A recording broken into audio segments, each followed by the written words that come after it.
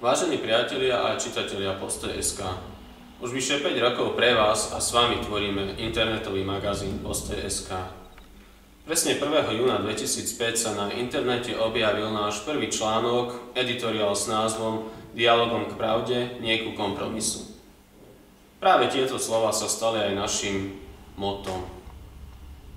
Postoj.sk tvoria kresťania s konzervatívnym presvedčením, ktorí si dennodenne uvedomujú, kto a prečo povedal slova Ja som cesta, pravda a život a pravda vás vyslobodí. Postoj.sk je momentálne jediným médium, kde sa veriaci ľudia otvorene vyjadrujú k politickému dianiu, či už doma alebo v zahraničí, a sú hrdí na svoje postoje. Zároveň je to jediné kresťanské médium, ktoré sa nevyhýba ani kritike do vlastných radov. Pravda nás oslobodí, aj keď občas bolí.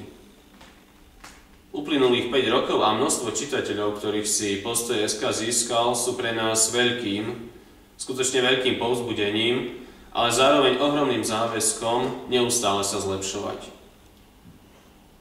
Kvôli tomu sa od dnešného dňa bude na našom kresťansko-konzervatívnom portáli objavovať viacero grafických, ale najmä obsahových noviniek, ktoré sa dajú zhrnúť do slov viac tém, viac osobností, viac postojov.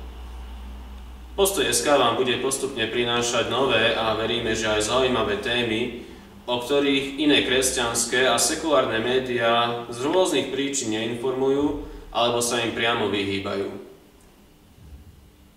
Na Postoj.sk sa budete môcť stretávať aj s významnými kresťanskými a konzervatívnymi osobnostiami.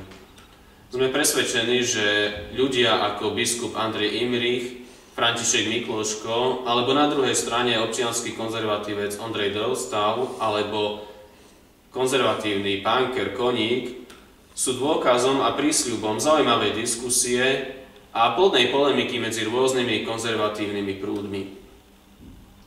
Vážení priatelia, moje meno je Imrich Gazda, som novým šéfredaktorom Postoj.sk a pozývam vás spolu s nami kráčať dialogom k pravde.